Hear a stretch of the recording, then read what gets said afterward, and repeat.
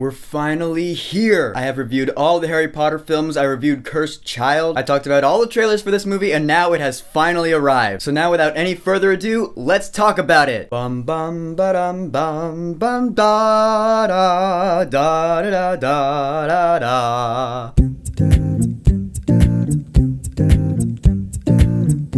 Fantastic Beasts and Where to Find Them. I can't believe I just said that. So Fantastic Beasts and Where to Find Them is a Harry Potter spin-off brought to us by none other than J.K. Rowling herself. It takes place 90 years ago in the year 1926 here in the United States of America. And in Fantastic Beasts, we have Newt Scamander played by Eddie Redmayne. He's what wizards call a magizoologist. He studies magical creatures. So he comes to New York with a case full of said creatures, and through a series of events, they accidentally get loose and now they're just running amok in New York City. And so Newt and his new friends, Jacob, Tina, and Queenie have to round him up, all the while there are bigger things happening here. What, you think I'm gonna talk about him here? Come on. You know me better by now. This is spoiler free. So how is this movie? In a word, it was great. First off, as I always do, let's talk about the characters first. The thing about Newt Scamander is that he's more comfortable with magical creatures than he is with people. And you really do get a sense of that. When he's interacting with people, he's really shy, he's awkward. You know, he does like little one-word sentences, small talk. But you can tell when he's interacting with these creatures, he's more of a person. I really like that. That makes him unique. So solid main character for this film. And now for the rest of the crew. Jacob Kowalski is a nomad. He's a non-wizard. He's a muggle. And I love this dude. He's like the sweet, kind of lovable oaf kind of guy. He's funny, he trips up a lot, he's awkward as well. And he is our eyes, you know, he's the one who's introduced to all this stuff and he's learning about everything. He's also really fun to follow. As for the female leads, okay. Tina Goldstein, played by Catherine Waterston, I liked her in the film. I wouldn't really say she is as three-dimensional as one would hope the female lead of the film would be. I mean, I like what she does in the film and she's very pretty, I'm not denying that. I just kind of wish there was more to her character, and it's not like this is the last we're gonna see of her. This is part 1 of 5 movies we're talking about here. We'll see her again. I'm just saying I wish there was a little more established about her in particular. Her sister Queenie Goldstein, played by Alison Sudol, I'd say is probably my favorite character in this film. Because she's the fun, ditzy one. She reminds me of Harley Quinn. You know, any character that reminds me of Harley Quinn is probably gonna be my favorite in the movie. That being said, I wish I saw her more. She's not in the movie as much as I would have liked her to have been. I mean, yeah, she is in plenty of the movie, but then she kind of takes the break, and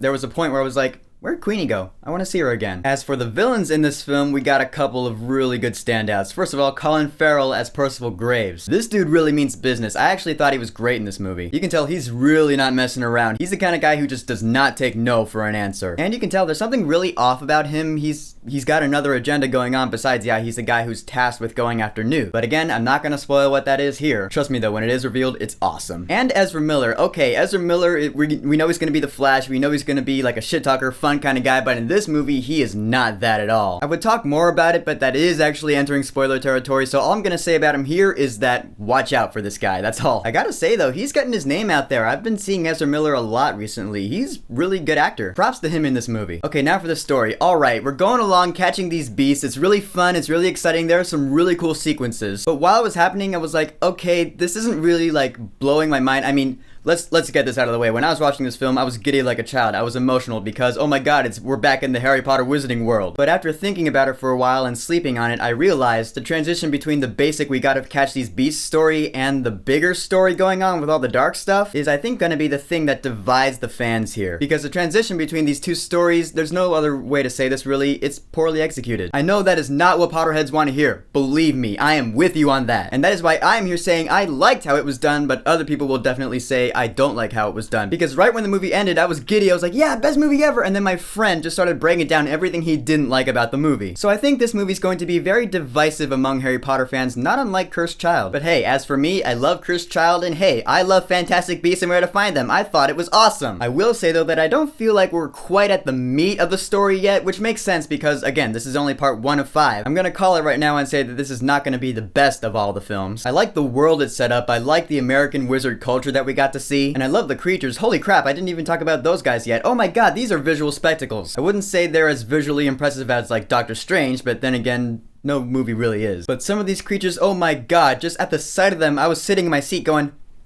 they were awesome. I love these creatures. I want these creatures. I want a magical suitcase I can go inside and take care of magical creatures. I want that. The score for this movie The score for this movie was done by James Newton Howard, the guy who wrote the music for the Hunger Games series. And here's the thing, I don't think there's gonna be a big main theme like Hedwig's theme for this franchise. I don't know, because I didn't really hear one.